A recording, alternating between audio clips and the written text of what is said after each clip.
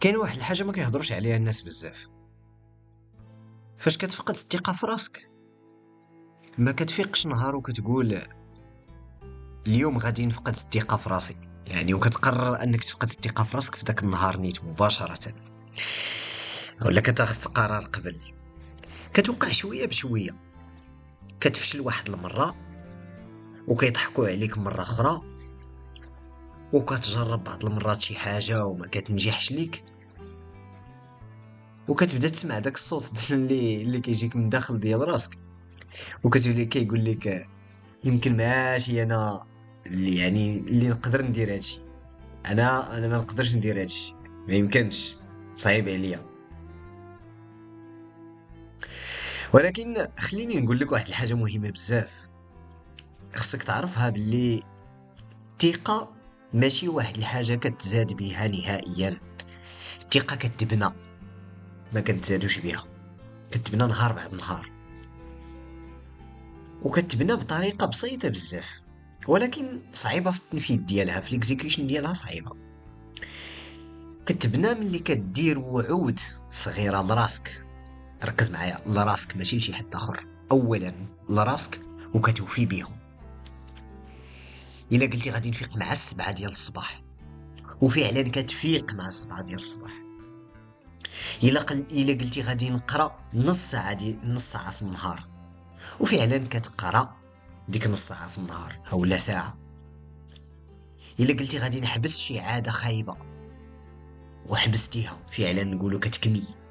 اولا نبلي مثلا بشي حاجه معينه، شي حاجه ما قدرتيش انك تحيدها وخديتي قرار وحيدتيها، كل مره كتوفي بداك الوعد الصغير اللي اولا كبير اللي كتقول لراسك. كتقول لراسك بلا ما تحس انا نقدر نعتمد على نفسي. وهنا كتبدا الثقه كتبدا تطلع شويه بشويه. والمشكل ديال بزاف ديال الشباب هو انهم كيبغيو ديك الثقه تكون كبيره، ولكن بلا افعال صغيره. كيبغيو يحسوا براسهم اقوياء بزاف بلا ما يديروا داكشي اللي كيصنع القوه، وبلا ما يديروش مجهود بزاف.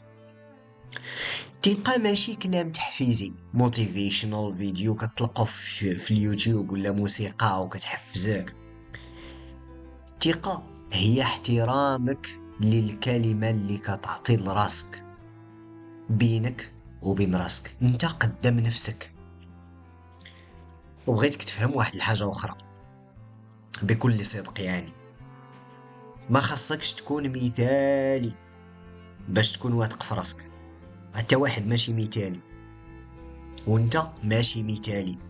كون راضي بهاد القضيه، يعني غير ثق في راسك وخدم. خاصك غير تكون صادق مع راسك. دير تقدم صغير كل نهار، واحد الحاجه صغيره حققها، وعد نفسك بها وخدم عليها وديرها، واحتفل بالانجاز ديالك. وما تقارنش راسك بالناس، الله يرحم الوالدين، ما عمرك تقارن راسك بالناس. قارن راسك غير بالنسخه ديالك البارح اولا الشهر اللي فات. وقت ما حققتي شي انجاز قول الحمد لله، انا ماشي هو ديال البارح، انا ماشي هو ديال الشهر اللي فات، انا ماشي هو ديال العام اللي فات. الا بديتي كتحس بالفرق بينك وبين راسك في الماضي، غادي تحفز بواحد الطريقه كبيره، وغادي تثق في راسك، وغادي تبقى تزادك ثقه شويه بشويه. وفعلا كتولي كتعرف راسك، حيت ملي كتعرف راسك كتثق في راسك. ولكن ديك عدم التصالح مع الذات مقارنة الذات بالناس آخرين هي اللي كتشكل لنا مشكل في الحياة ديالنا. إلا بغيتي ترجع الثقة في راسك، ما عمرك تقلب عليها في التصفيق ديال الناس. ما عمر تحسب التصفيق ديال الناس هو مركز القوة ديالك، أو هو منبع القوة ديالك. الثقة ديالك كتجي منك انت فقط، كتجي منك انت.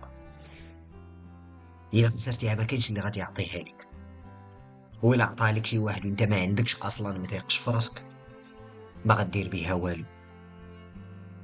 بنيها بالسكوات، بنيها في صمت، بالالتزام ديالك والعزيمة ديالك والإرادة ديالك، بالأفعال الصغيرة اللي كدير كل نهار.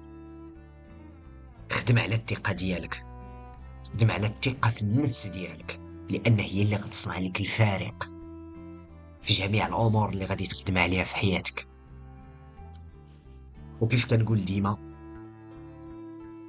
شاركني بالرأي ديالك في التعاليق، وبارطاجي الفكرة مع واحد من صحابك اللي كتشوف أنه ممكن يستافد منها. ودمتم في رعاية الله.